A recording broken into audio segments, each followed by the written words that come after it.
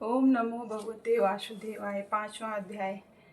राजा पृथु ने कहा, हे मुनि जी, आपके कार्तिक मास में स्नान का फल कहा। अब अन्य मासों में विधिवत स्नान करने की विधि, नियम और उद्यापन की विधि मुझे बतलाइए। देवर्षि नारद बोले, हे राजन, आप भगवान विष्णु के अंश से उत्पन्न हुए हो, अतः यह बात आपको मालूम ही है। फिर भी मैं आपको यथोचित विधान बतलाता हूँ, ध्यान से सुनिए। अश्विन मास के शुक्ल पक्ष की एकादशी से कार्तिक के व्रत करने चाहिए। सुबह ब्रह्म मुहूर्त में उठ के जल का पात्र लेकर गांव से बाहर पूर्व या उत्तर दिशा में जाएं।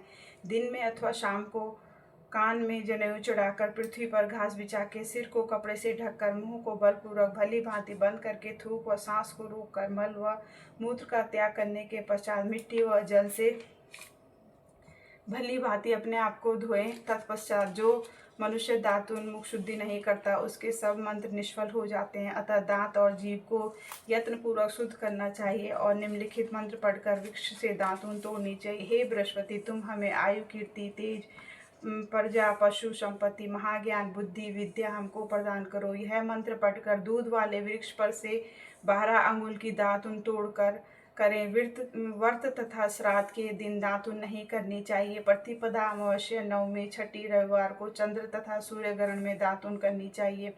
कटीले पेड़ों, कपास, पीपल, बरगद और निर्गंध, इन पेड़ों की दातुन करनी चाहिए। पश्चात भली भांति स्नान करके फूल, माला, चंदन और पान इत्यादि पूजा की सामग्री लेकर प्रसन्न मन से भक्ति पूर्वक भगवान शंकर के मंदिर में जाना चाहिए।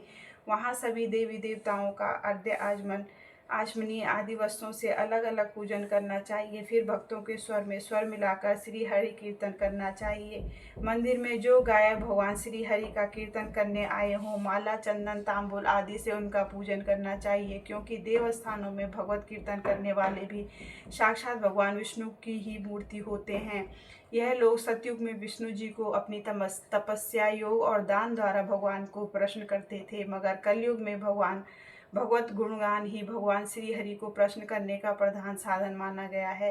नारद जी ने राजा पृथु से कहा, हे नारद, मैं वैकुंठ अथवा योगियों के हृदय में भी नहीं रहता, अपितु जहाँ मेरे भक्त मेरा कीर्तन करते हैं वहाँ मैं अवश्य रहता हूँ। जो मनुष्य चंदन, माला आदि से मेरे भक्तों का पूजन करते हैं, उनसे मेरी ऐसी प्रीति होती है जैसे कि मेरे पूजन से भी नहीं हो सकती। शीरीष, धतूरा, गिरजा, चमेली, केसर और कंदाल तथा कटहल के फूलों व अक्षतों से भगवान विष्णु की पूजा नहीं करनी चाहिए। कटहल, कंद, ग्रीस, जुहू, मालती और केवड़ा के पुष्पों से भगवान शंकर की पूजा नहीं करनी चाहिए। लक्ष्मी के इच्छुक पुष्पों की तुलसी पत्र से सूर्य नारायण की पूजा नहीं करनी चाहिए। जिन देवताओं की पूजा में जो फूल निर्दिष्ट हैं, उन्हीं से उनका पूजन करना चाहिए। पूजन समाप्त करने के पश्चात भगवान से क्षमा प्रार्थना करें तथा हे सुरेश्वर, हे देव, मेरे पास न मंत्र है न क्रिया है, मैं भक्ति से हीन हूँ। जो कुछ भी पूजा मैंने आपकी की है उसे पूरा करें। ऐसी प्रार्थना करने के बाद दंडवत प्रणाम दो व क्षमा प्रार्थना करके भगवत कीर्तन करना चाहिए, श्री हरि की कथा सुननी चाहिए और प्रसाद ग्रहण करना चाहिए। इस तरह बताई गई विधि के अनुसार जो मनुष्य कार्तिक व्रत का अनुष्ठान करते हैं, वह संसार के सभी सुखों को भोगते हुए अंत में मुक्ति को पाते हैं। ओम नमो भगवते वासुदेवाय। ओम नमो भगवते वासुदेवाय। ओम नमो भगवते वासुदेवाय। जय श्री हरि, जय श्री हरि, जय श्री हरि।